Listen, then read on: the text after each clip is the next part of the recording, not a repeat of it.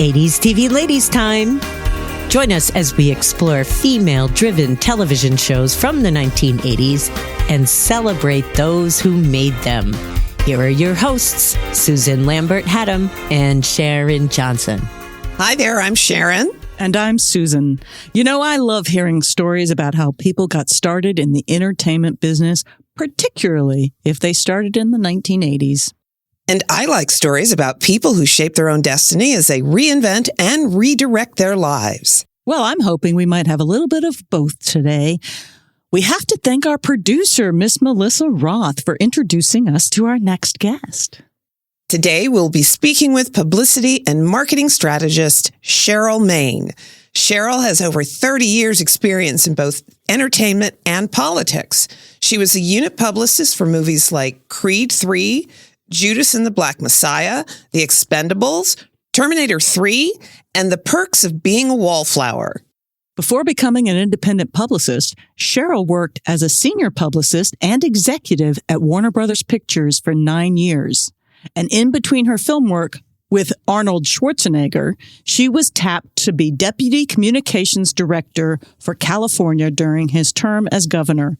She's an expert on international high-profile publicity campaigns.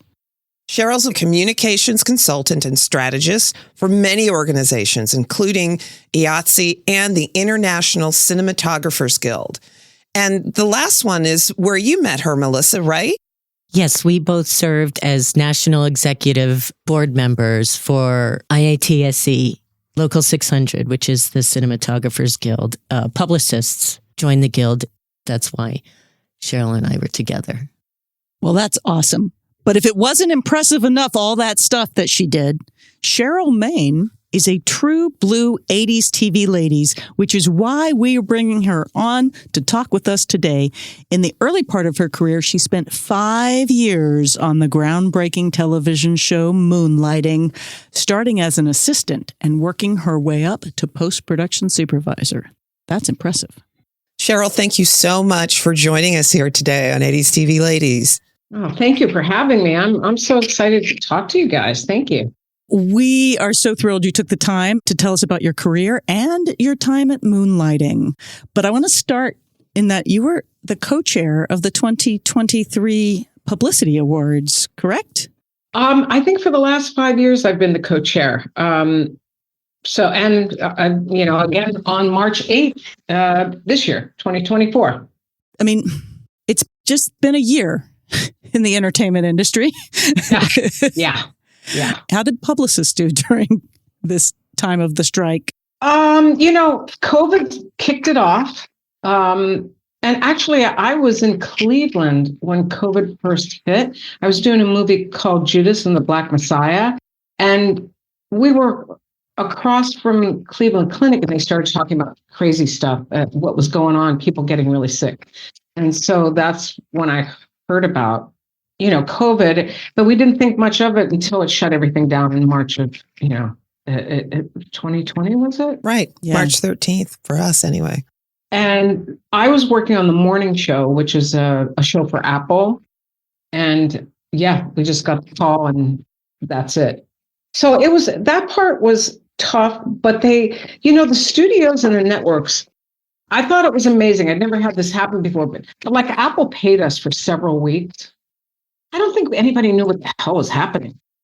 And then when we got the call to go back, it was hard. It really was emotionally. And it was just psychologically, it was weird. But then you had this, on set, you worked with this group of people. And so it almost became a safe place, which is totally wacky, but it did, and the strike was a whole different world because we weren't on strike, but we were supporting the actors, the writers, and their mission. But it was really difficult. You couldn't go to work. People were losing their homes. People were getting angry, weren't understanding. But then this thing called IA Solidarity really started coming together. And people started realizing that you have to support. And, the IATSE is going into negotiations on March 4th. And they're not afraid to say that they will call for a strike vote if we don't get what we should get. But then Mike Miller, who's the vice president of the IA, told us the other day that he feels that, we're going to get there. But it's a little freaky thinking that maybe we're going to go on strike again and nobody's recovered because the recovery is slow. I know everyone thought this was going to be, woohoo, here we go. Everybody's going to work in 5 minutes. But the things that went back were the things that were already in production. And it's a little dicey still. But, I've worked in this business a long time. I've been through 2 strikes. It's not good. There were folks that really thought we should have gone on strike, the IA, 3 years ago, and were very angry about it. And they kind of changed their tune once they realized the collateral damage. I mean, it's epic. It really is. And, is there a winner? I mean, you like to think negotiations are about negotiating. We shouldn't be fighting. We should be talking and figuring it out. And, a studio can't say we had the best year ever and then say, but safety and all that costs us too much money. So, it's a conundrum. Yeah. That was one of the most frustrating things to me when the writer's strike happened, that the studios basically just walked away and refused to talk. As you said, you've got to negotiate. If you don't talk to each other, you can't negotiate. So I didn't, and I don't understand that.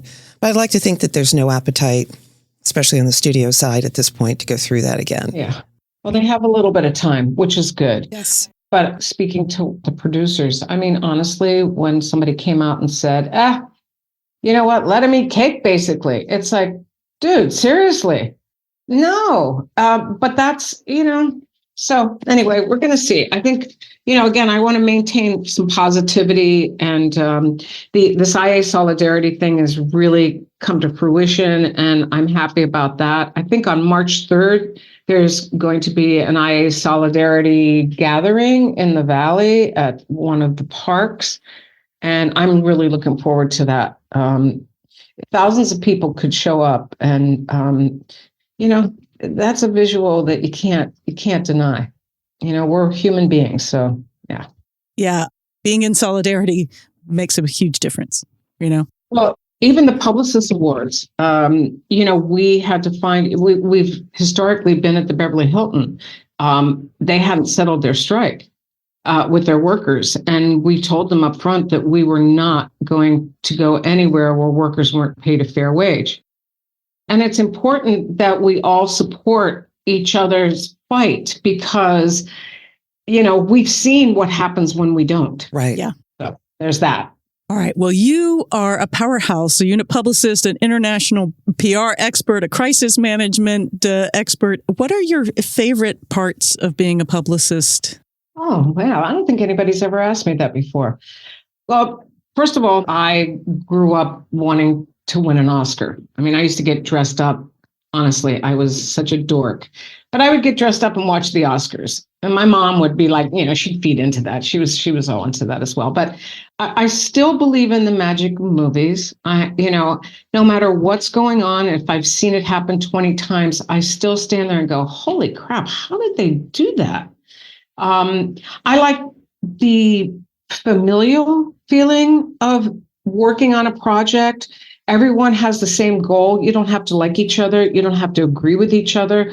But working together proves that you can, have a goal no matter what and make something good happen. So I like that aspect of it. And being able to be creative and come up with ideas and strategically thinking about how to engage people to want to see or, experience what you're doing. So it all came together in some very weird way for me. And I'm like, are you kidding me? I love what I do. I'll do it till, I can't. And it's just the blending of perfect worlds. And when I mentor people, I try and make that point very clear that, you can do something that you love and like it and have fun, Yeah. I mean, it's the entertainment business. It should be entertaining to be in. It's not. And you know that as well as I do, that, especially back in the day, the entertainment was harassing people, Yeah. Yeah. So did you grow up in New York? I was born in Pennsylvania, outside of Pittsburgh, and split my time between there and New York City.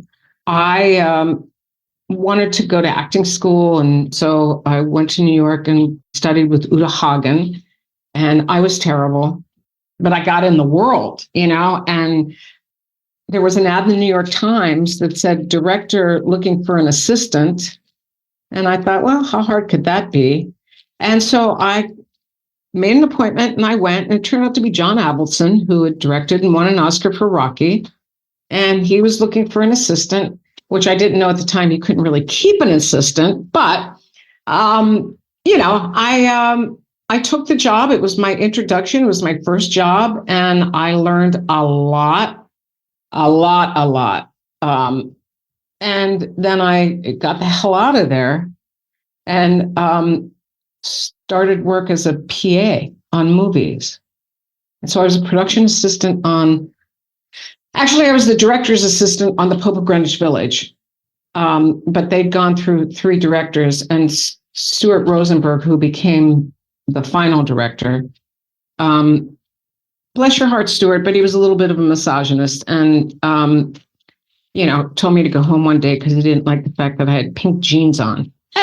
So anyway, Mickey Rourke, this was the first time I felt like people took care of each other in this business, is Mickey Rourke heard him do that. And he came to me and he said,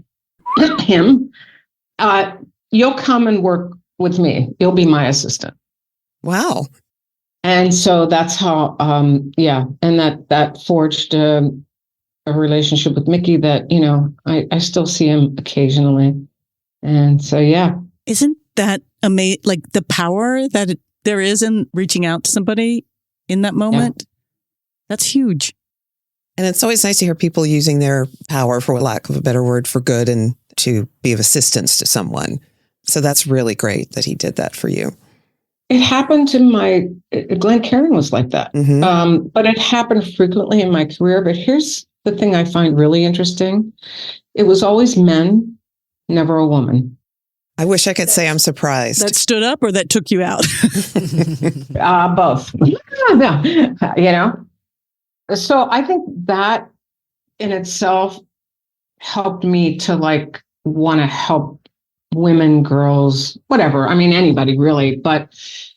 And I was a girl. I grew up around a lot of guys. So I was feisty and I could fend for myself. But my girlfriends were my friends.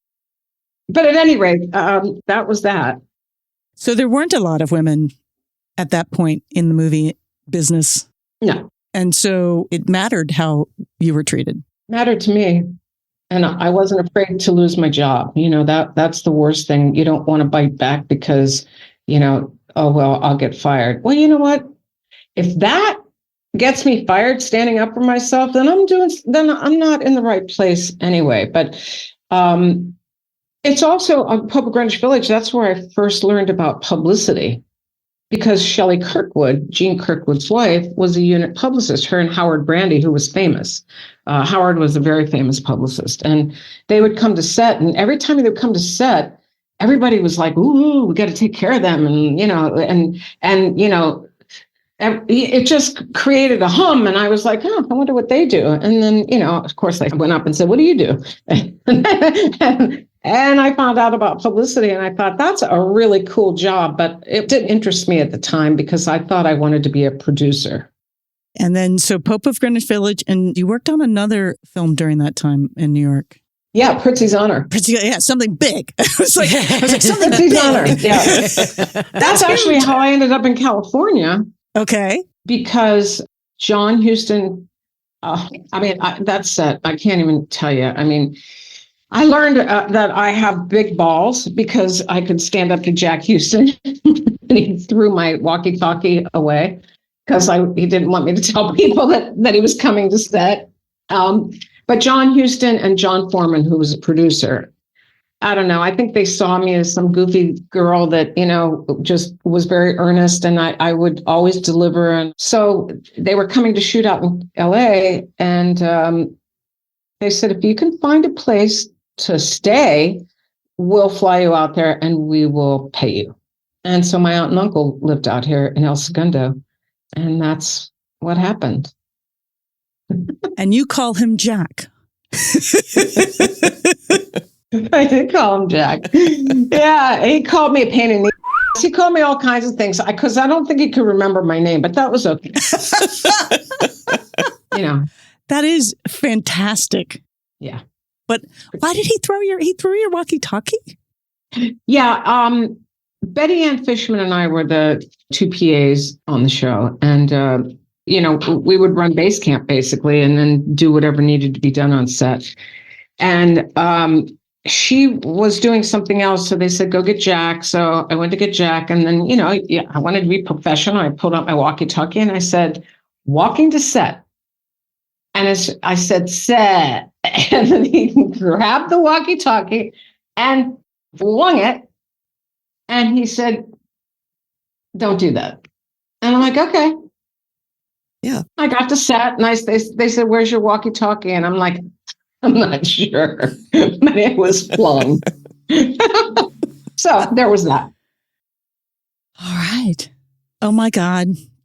You just take me back to my PA days. Yeah, listen, my first job as a PA was a parking PA in Brooklyn where I had to tell people they couldn't park in front of their houses overnight because the trucks were coming in.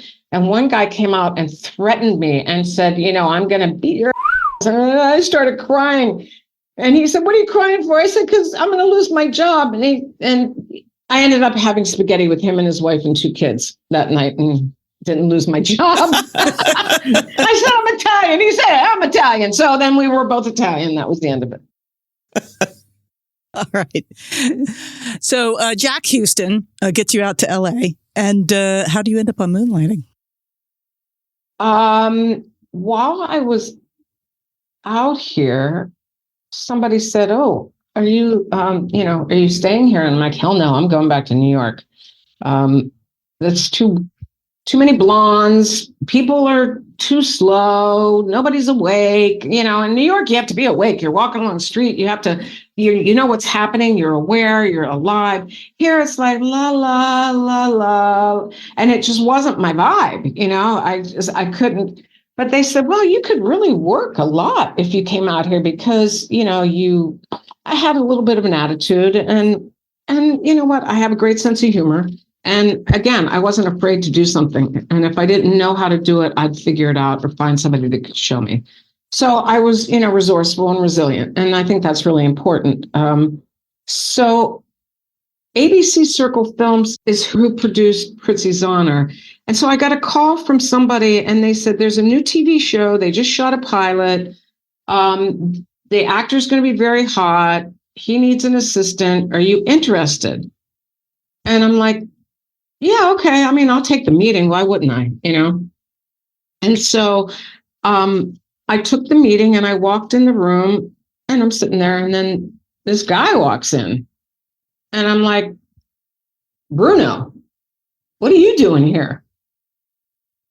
And he said, well, what are you doing here? And I said, well, I don't know. I'm interviewing with some guy named Bruce. And he said, well, you idiot, that's me. I knew him as the bartender at Cafe Central who had a band called Bruno and the something or others. We called him Bruno. I didn't know he was freaking Bruce Willis. He didn't know he was Bruce Willis at that point. And so I knew him when he walked in. I'm like, what is happening here? What just happened? Anyway, we were both like, no, I'm not. I can't work for you. And he's like, no, you can't. But apparently he went to Glenn and said, could you give her a job? And Glenn gave me the job as the writer's secretary. I knew nothing. First of all, I wasn't a very good typist. Oh my God, when I think about it, I don't know if I should be saying this because Glenn's going to be like, I didn't know that. What's he going to do about it now? Yeah. Well, that's true. And we didn't have computers. So they would type the pages, then they would give them to me with the rewrites, and I'd cut and paste and copy them and put them all back. And generally, that was my job. I don't know how good I was, but they were so nice to me. But not too, and I didn't stay in that position very long, but I'm not surprised. And then I moved into post-production, which I really knew nothing about. But but that's the way it was. I mean, Glenn and Artie Mandelberg and Jay Daniel, it was kind of like an open door, like, oh, that's interesting. Well, okay, you want to see how that works? And I mean, it was such a crazy place anyway. It was just full of creativity and craziness that, the doors were just open, and it was so wonderful that way, So I took the opportunity to learn what I could. Were, by any chance, you at the start, the only woman in post-production at that time? No, Kathy Peacock was the post-production coordinator, and then she moved up to supervisor, and then she left to get married, I think, or have a child. But no, there were a lot of women on our show. That was Glenn. It was just, I think if he liked you, if he felt you could do a good job, and if you had that creative thing that spoke to him, because Glenn was just a ball of genius creativity. I'd never met anybody like him, and I'd met some serious people, but I'd never met anyone like him who could write the perfect dialogue, come up with the perfect story, find the perfect song, do the perfect casting.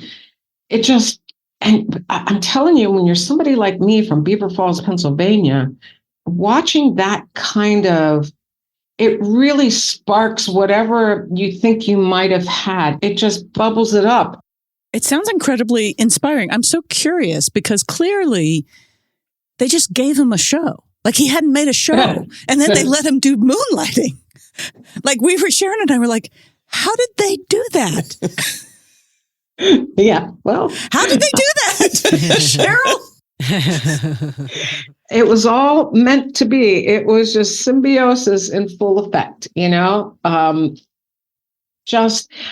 did he find these perfect writers? Roger Director, I love that man so much. He was so freaking funny. He was Woody Allen without the creepy. I just think about our DPs. I think about our directors. I think about, Robert Turteris, our costume designer, and Bill Harp, who was our props guy. I think about these people, how when you watch the show and you look at it, and it looks like everything is supposed to be there. Nothing looks out of place. Nobody looks out of place, It also gave me some lifelong friends. Dennis Dugan and I, we have the same birthday. We just celebrated Super Bowl together the other day. We're close to 40 years, He was Sybil's husband before he directed. Okay. Yeah. All right. And everybody hated Walter Bishop, and they had to figure out, I think they killed him off. I don't remember what we did to him. But, Dennis had been this amazing actor, Hill Street Blues, and, Rockford Richie Files Brockelman and all that stuff, But so then he started directing, and that's when we really started having fun because he had such a crazy sense of humor. And Glenn, by that point, was becoming, a movie director and giving Michael Keaton, the role of his lifetime in Clean and Sober. Yeah. So you kind of stayed for the whole, you were from, just past the pilot to the end of Moonlighting. Is that? Yeah. Yeah. I would have never left. I would have stayed for 30 years. But, again, when it ended, I had nowhere to go. I didn't know where I was going. And Glenn had a deal at Warner Brothers, and he said, well, you'll come and work with me. David Willis, myself, Melissa Gelano, we were like the Three Musketeers. But yeah, Glenn did that. Or I could house sit for him if he went away to make some money. He always made sure that we were taken care of. And then they did a pilot.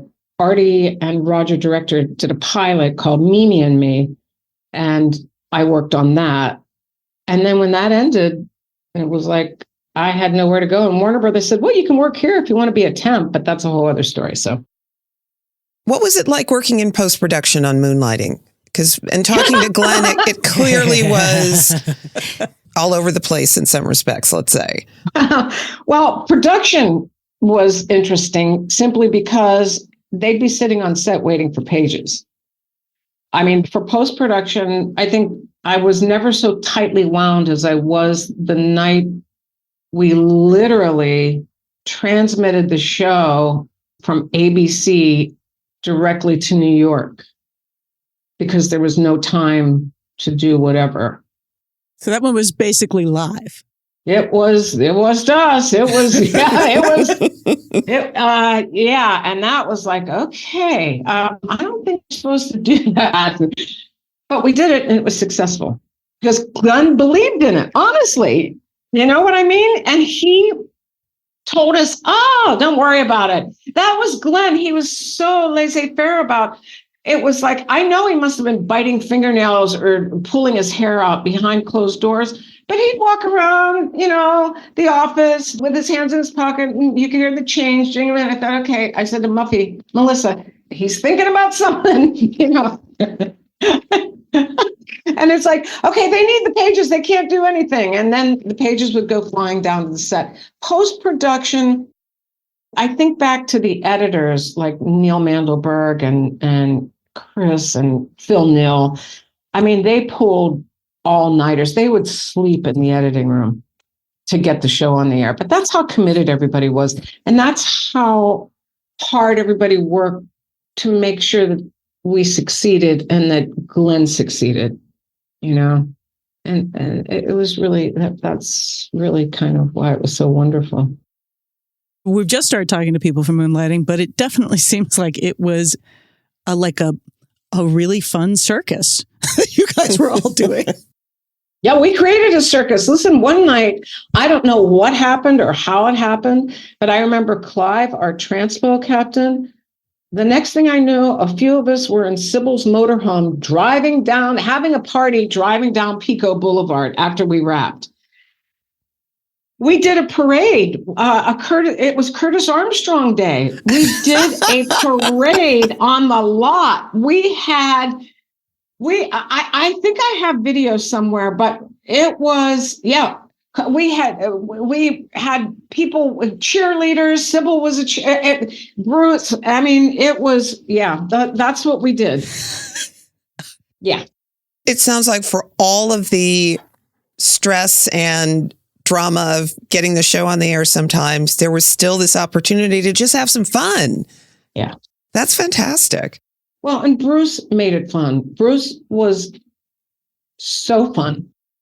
And we just had a great cast, I mean, there were things that weren't fun, but I really think all of us think back to the fun and the problems. We got through them. Okay, so we're going to have to take a quick break because Melissa keeps nodding at me. But we will be right back because we have more questions. And we're back. And better than ever. So what was the most challenging part from a post-production point of view in your mind, particular to this show? I think it was time, to be honest with you. Time really was the most challenging because we were doing color correction because we were shooting on film. So I'd be out in the valley until 6 in the morning, color correcting. I don't know how productive that necessarily was, but we had some fun in that room as well. I mean, what do you do, right?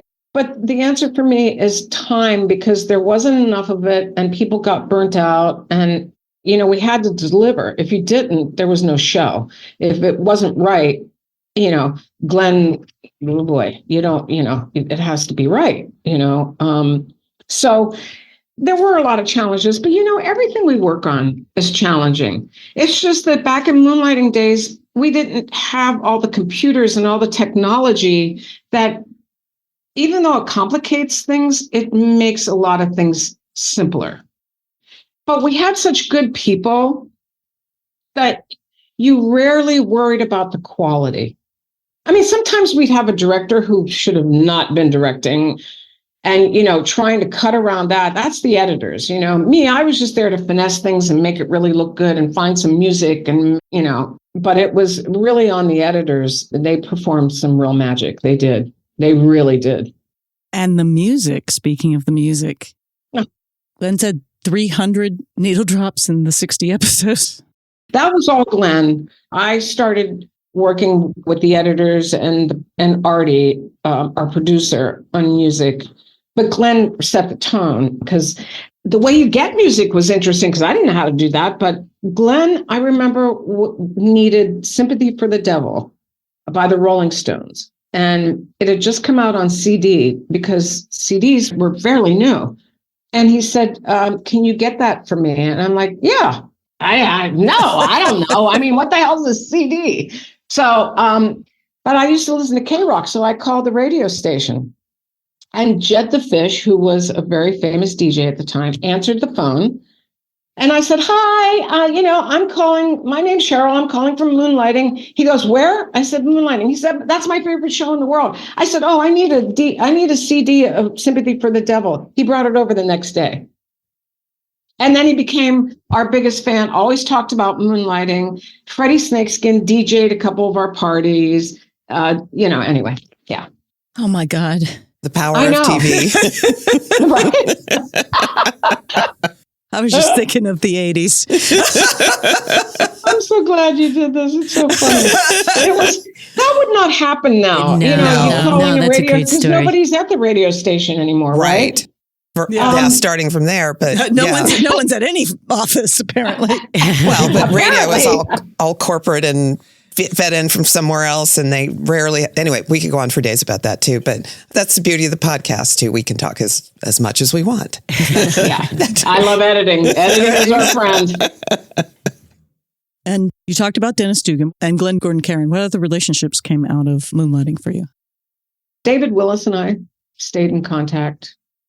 I love those guys. I love their mom. They're just good people, good Jersey people. His brother Robert was somebody that we all knew and loved as well. Melissa Gelano, her and I are besties, and her husband. And I ran into Buffy Snyder, who was one of the costumers. She was doing something for the IATSE, and I was at one of the meetings, and she goes, I'm Buffy Snyder. I'm like, oh my God, Buffy. So I run into Moonlighting people. Maybe 4 years ago, we did a Moonlighting gathering. It was the first one we'd done. I think it was 20 years since the show had gone off the air. And we all met Glenn and Roger and the writers and David. Bruce wasn't there because he was out of town. I think Curtis came. But yeah, I keep in touch with quite a few people. They became lifelong friends. What changed for you during that time? I mean, you went from being kind of an assistant to the supervisor of post-production. Well, I think what happened is I realized that if you do the work and you get noticed by the right people, you can actually survive. I just tried to do the best job that I could. I tried to connect with folks that had the same vibe as I did, basically, for lack of a better word. I wasn't interested in being, running the world or being the greatest. I just wanted to do a good job. I wanted to do that job. I wanted to be doing it on something that I liked with people that I could care about. Not all of them. Again, I don't even like all of my family, so I'm not going to like everybody that I work with on a show. But you know what I'm saying? Mm-hmm. So I think for me, all of it just really kind of helped me. I wasn't a very confident person. I was ballsy, but not confident. Mm. I wasn't afraid, but I learned to be a little bit smarter, to think smarter, and I learned to play the game. And that was the most crucial because I in the very beginning, I took people for what they said or at face value, and I really learned some tough lessons. And I thought, okay, you want to play? I love playing games. I can play. I'm good. And you know what? I started having fun with it rather than it sending me home crying or, me saying, you know what, this isn't for me. It was for me. What wasn't for me is the crap that people tried to feed me, or people would try to take you down because they were jealous or they just didn't know that there's room for everybody. You don't have to be afraid of that. There's room for all of us. There just is. So at any rate, it was life lessons, and everything that I've done has been a real life lesson that now that I'm at this stage in my life, I just feel really fortunate. That is so great. Well, so when you started off in this crazy business, as I like to call it, working on the feature side, then came here and worked in television, and after Moonlighting ended, had you formed any idea in your mind about which you preferred, or did that not matter as far as you were concerned at that point? That's another good question. I don't think I thought about it. It wasn't by design. And I think because of my experience on Moonlighting, because it was like shooting a film every week or every 10 days or whatever we were doing, that I didn't have enough experience to know that there was a difference. And then once I did start working, Warner Brothers, then everything became feature oriented because I was assigned features. I mean, I was in the international film publicity department. So Moonlighting very famously had a lot of challenges with actors getting along and actors getting along with Glenn Gordon Caron and actresses. What was your experience? She's fishing, Sheryl. She's fishing. I always saw whatever dynamic happened in terms of people arguing or maybe disagreeing. It was always creative. It wasn't personal. And now there were times when certain people were going through personal things and it became public. And so that makes it even harder. But my experience was that Glenn was the godfather. And yes, you get pissed off at him and maybe confront him on a certain level, but it always had to be about something. Not just because you were feeling like you could have a tantrum or you weren't feeling loved that day or that kind of thing, So I never felt that it was any of that. And you know what? Again, sometimes I was Pollyanna. I could have been totally off on that, but that's my experience. And not because I want to sugarcoat it, because, I know the reality. I know what happened there. But my takeaway was just that everybody really wanted it to be good. It just wasn't always good. Well, Glenn did actually say the very same thing, that ultimately it was about the work. Yeah. Oh, good. I'm glad. No, I'm glad because, but it was nuts. It was, oh boy. Well, and it was big personalities doing creative work in a very hot pot. There was a lot of ego involved, and that's a big problem. But, we work in an industry where there are, it's a narcissistic world. There's a lot of things in people that become affected by it. Well, it's so interesting because you've gone on to continue to work with really, really big personalities. Yeah. So did you grow up with big personalities? I would say I grew up in a big Italian family. So they were loud and opinionated. I was always the one that just sat there and watched, like I was watching a movie. But I learned to talk. So big personalities, perhaps, but more that we just did stuff. We just, went for it. I never thought about, well, what's going to happen if that doesn't work? I don't know that that's a good thing, but that's how I worked. And and then you would find out. And it wasn't always the positive thing. But you know what? That's what happens in life. So Yes.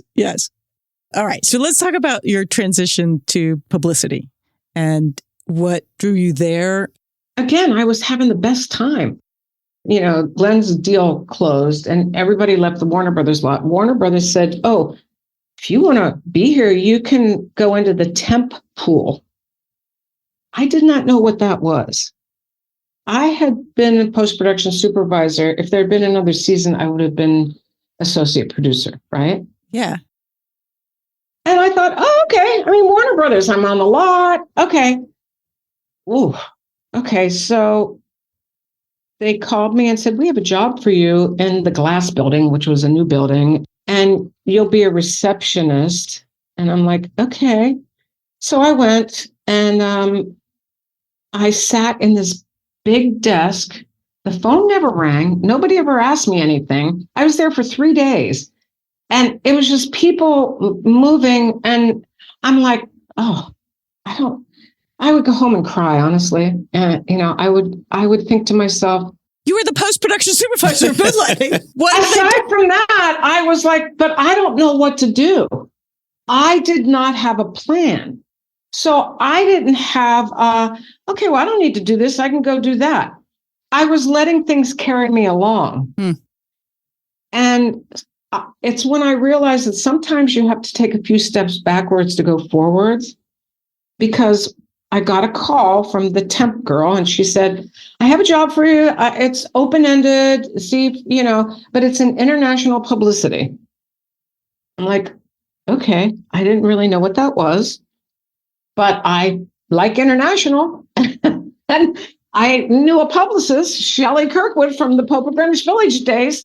But anyway, I went there and it was a whole different world, something I'd never experienced, where you were in a creative world of people throwing out ideas and doing junkets and set visits to the sets. And I started out as the temp. Then they hired me almost 2 weeks later. I became a junior publicist. And then they made me a senior publicist. And that's when I took over my own films. So there were two of us and we would split 20 films between the two of us. And I ended up getting like Steven Seagal, Clint Eastwood, and she was getting the animated movies and the chick flicks. And I'm like, whoa, wait a minute. I want the chick flicks and, all that stuff. And, and until I met Sly. And then I was like, oh, I get it. Because then I realized that it was my personality and my lack of fear that kind of made me kind of nonchalant. It's like, hey, this is the job. This is what you got to do today. And if you don't want to do it, I'll tell the studio you don't want to do it. But honestly, I think you should do it. It's your movie. If you don't do it, who's going to do it? Right. So I kind of found my superpower, which was being logical and strategic at the same time, which doesn't always go hand in hand.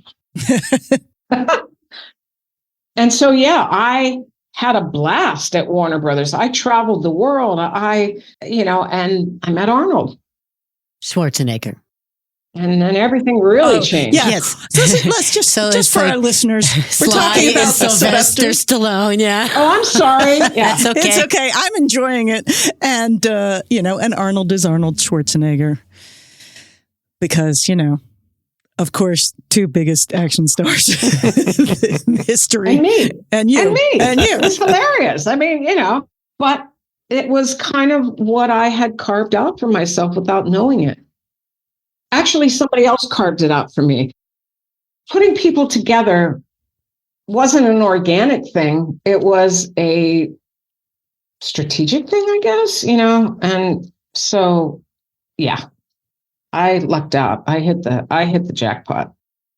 Well, and you had the chops. I was going to say to handle the situation. Yeah. So can you talk a little bit more about what it is that a unit publicist does?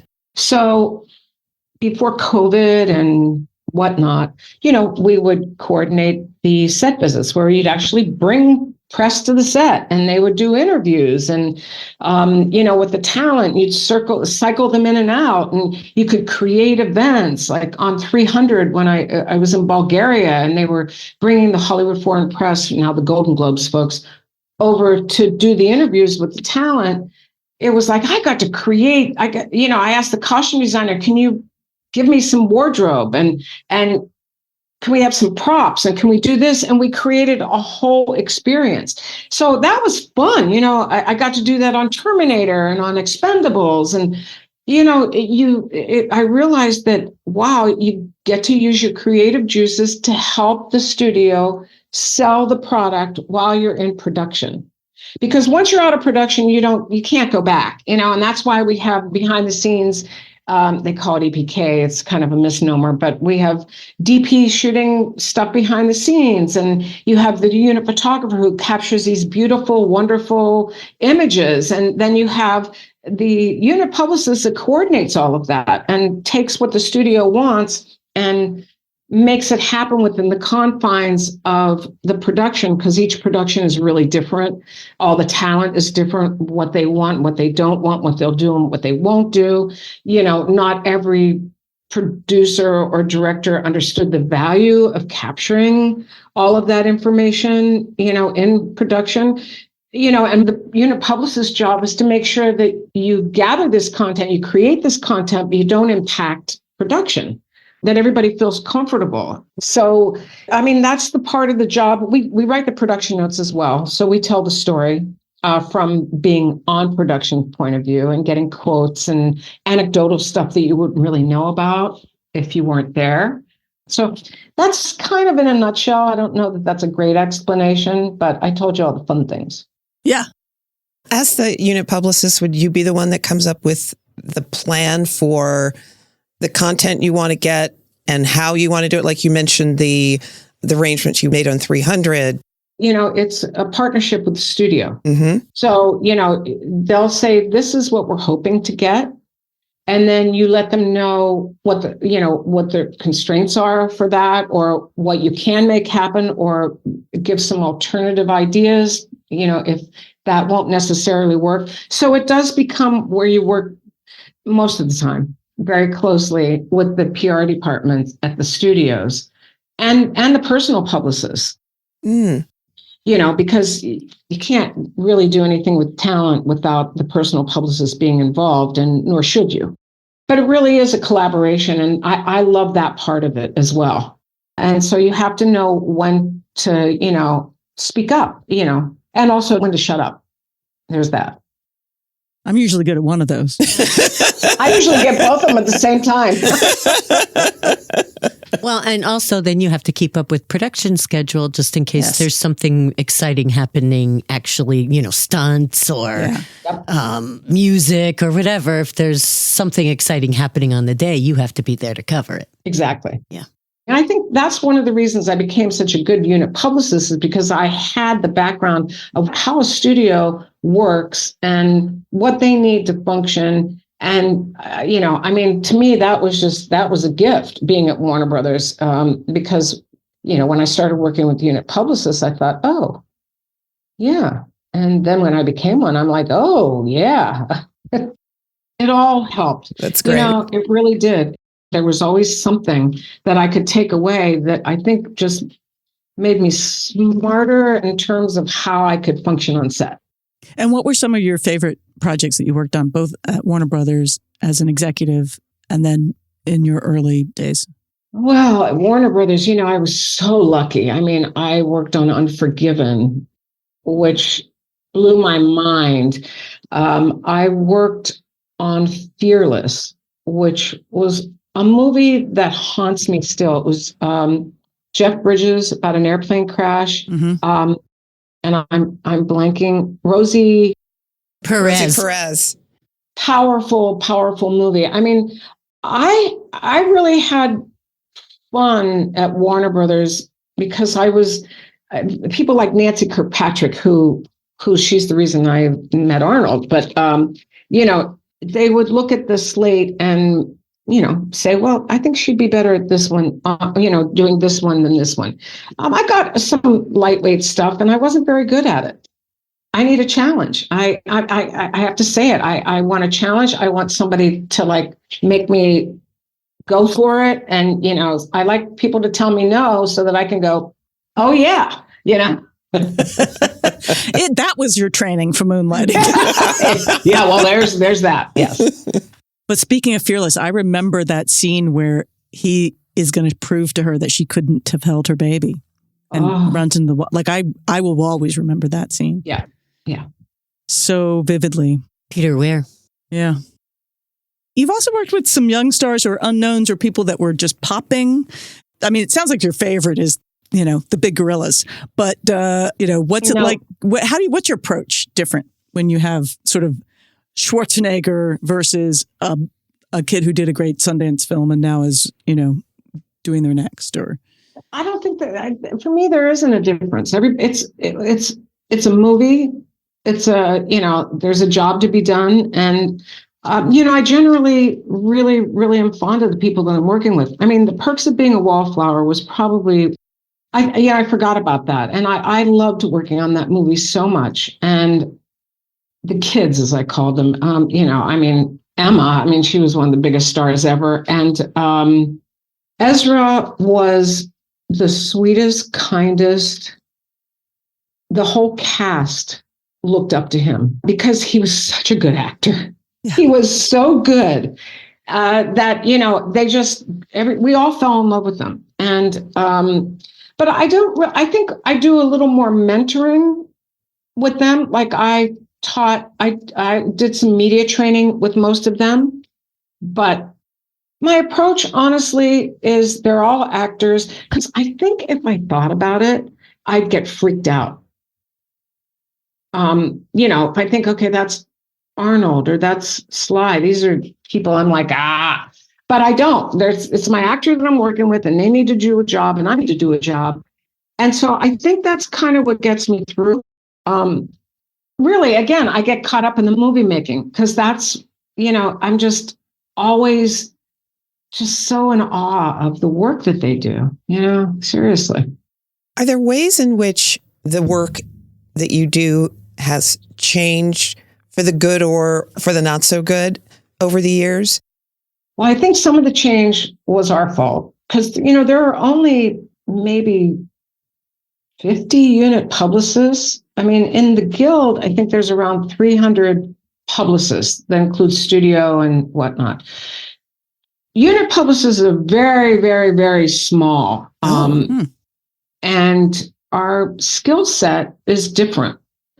But what we learned a few years ago is that you have to come together. You can talk about, unit publicists never wanted to talk about their rates. I mean, I had one person say to me, I didn't know you could ask for more than the minimum. And I'm like, you've been doing this for 15 years. How did you not know that? Oh, my goodness.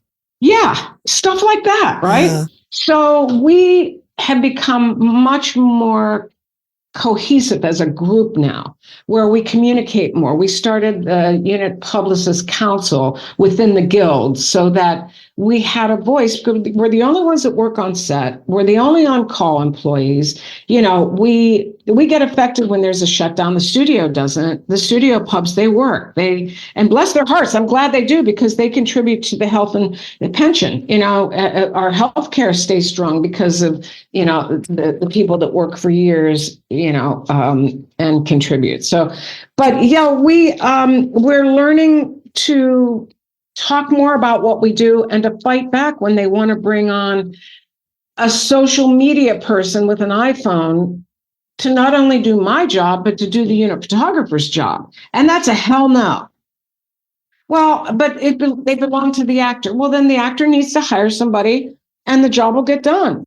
So we have to be vigilant and we have to remind people that when there's an accident on set and you have somebody like a unit publicist, it's something that you can't buy with our expertise and how to handle the press and how to get people to calm down. At Local 600, when Helena Hutchins was killed on set, on Rust, our DP, we created a war room. And, because I was a unit publicist, I understood what was happening on set, while everybody else understood what was what needed to happen and so we could create messaging and to do the right thing and, that kind of thing. So I always see a unit publicist as just the most helpful person because we know so much and we can dive in and we can, move fast. And that's the power that unit publicists bring to everything, I think. Wow. That's pretty great. Yeah. Aw. So we talked to Glenn Gordon Caron. Well, you got the big kahuna. Yeah. Yeah. That's awesome. Yeah. Well, Glenn's a storyteller, so I'm sure there was no lack of anything because he can tell a story. And he's funny. I mean, he's so self-deprecating sometimes. It's like, oh my God, this guy who just like changed everything in TV, really, when you think about the stuff that we did from the atomic Shakespeare to the black and white show. I mean, we all thought that we killed Orson Welles. We thought we killed him.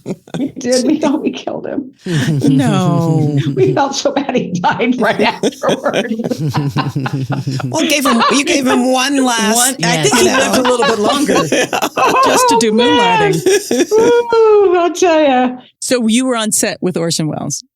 Yes, I was. Actually, I went over and spoke to him. Oh, wow. Because that's Orson Welles. Are you kidding me? Yeah. I mean, I don't, and I'm not really that outgoing, but I was like, hi, my name's Sheryl, and we're just so excited to have, I was just an idiot, but it was okay. I mean, he was like, okay, thank you. Where are my lines?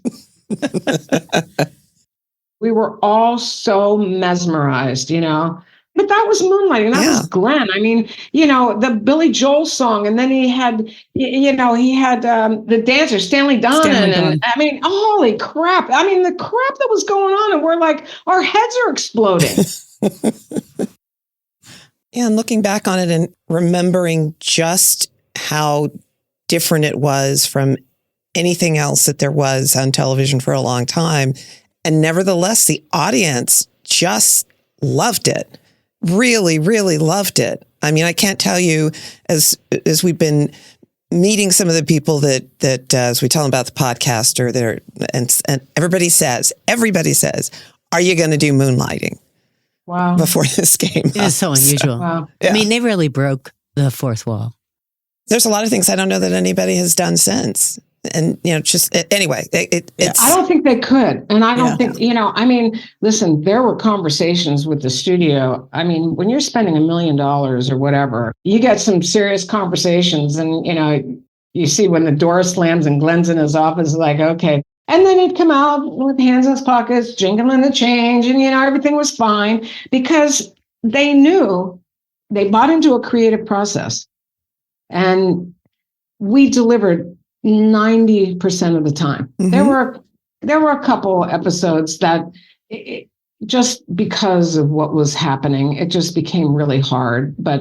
And our fans were really vocal. We didn't really have the internet, too much there. And, but our fans were very vocal. And that's how Dennis Dugan got the no Walter Bishop. And then, the baby dying or the miscarriage, whatever it was. It was like, wow, we're really tackling some serious stuff here and people are paying attention. And is it entertainment?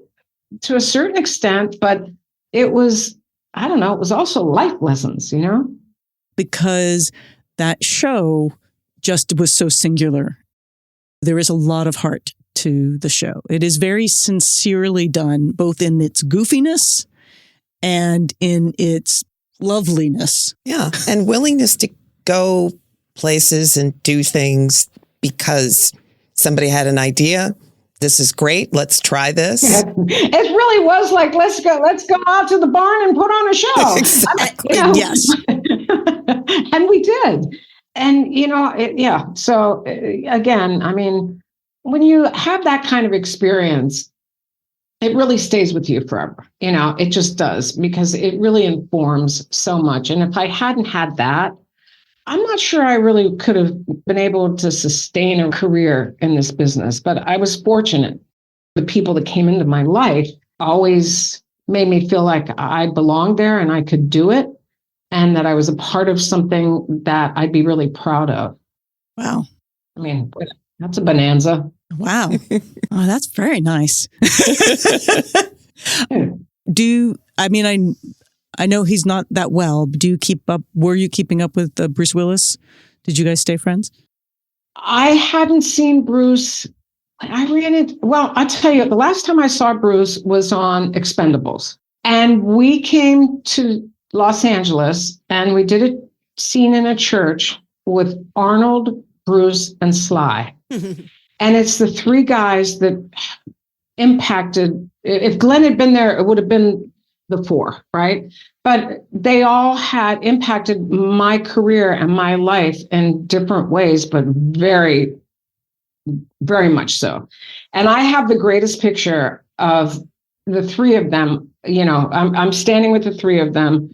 Arnold's looking at me and I'm going like this, I don't know how I ended up here. And it's Bruce and Sly. And but it really kind of encapsulated so much that moment. And Bruce, we were somewhere and I told him, I said, look, I wouldn't have even had a career without you, because you went to Glenn and said, give her a job. And I said, he was always supportive. And so it's heartbreaking.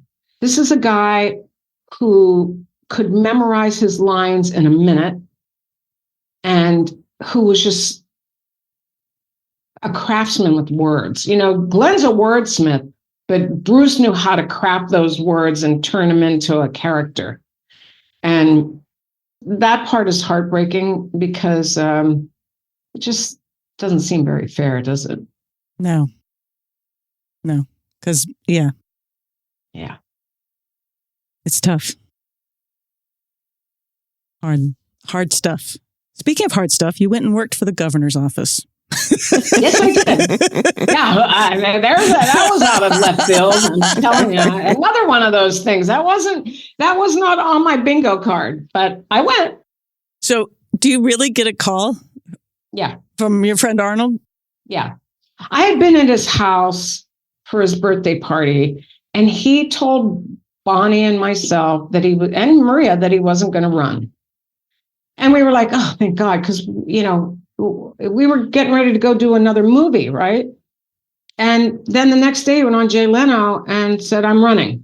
And so I worked on the campaign a little bit. I didn't really believe in it. I didn't think that somebody with $1 million should be able to recall somebody who was duly elected. But that wasn't my call. That was, So, yeah. One day I got a call. I was on the set and he said, so why don't you come up here? And I'm like, okay. And I became the deputy communications director. And then, I took on some other roles. But yeah, I did that. With a bunch of Republicans. And I'm not, it's not that I'm a Democrat. I'm a nothing. I vote, but I don't believe in two-party systems. So there was a whole lot of learning going on there for me. How long did you do that? How long did you work for him? I went in with him when he first started, and I left in July of 2007 because politics is very interesting. But I started really not liking some of the reasons for doing things. And Arnold really was great because he always wanted to make sure that things were being done right and that he was listening to the right people. Because, you get up there, we thought, hey, we're going to go change the world. Woohoo! And then you get up there and you realize the mechanism that is in place doesn't want you to change the world. Because if you change the world, they're not going to have a job. Or they can't tell other people what to do. It was a little weird, but Arnold surrounded himself with old friends and people that he trusted. And he had Maria. Maria could level that playing field in 5 seconds, people. Nobody knows more than she does. Nobody's been through it more than she has. Nobody was a fiercer supporter of Arnold than she was. And, love for California. So, I mean, he had a really good team behind him, but it was a struggle sometimes. And a couple things happened where I thought, I did this. I'm happy. I'm fortunate. I learned a lot, and it made me get more involved in local politics, especially where I live. I got really involved after that.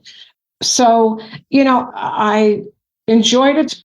And for California Grown, I helped put together a trip to China where they actually decided to buy our strawberries. It was things like that were gratifying, and you could see how you could do really good work. But the flip side was the bad actors who weren't going to let you do the good work. And I think we're seeing that more and more now, which is really sad. Did it change the way that you approached movie publicity? Well, I'll tell you what happened. It changed the way people approached political publicity. I think because people were dealing with one of the biggest stars in the world, who is now the governor of the third largest economy in the world, you learn that everybody in politics wants to be in the movies and everybody in the movies wants to be in politics. And it was a little bit of a clown car every once in a while. But I think because, again, Arnold had good people around him. Arnold is a good person, and he had Maria, that even when he would make a mistake, he would figure it out and make it right, So my experience was really, really good until it wasn't. And it wasn't because of him. It was because of other people that came in. And I wasn't willing to compromise myself that way. I didn't have to. I hope that doesn't sound too weird. No, and listen, I'm we're asking you about stuff that is a little bit off of Moonlighting and 80s TV ladies, but it's interesting to us. But it's part of your journey, and that's what we're really here to talk about today. So. Yeah. I appreciate that. Yeah, absolutely. And so since you are also it sounds like you also have some crisis management publicity experience. I do. Okay. I have, not that any of us are ever going to be in that kind of trouble. You never know.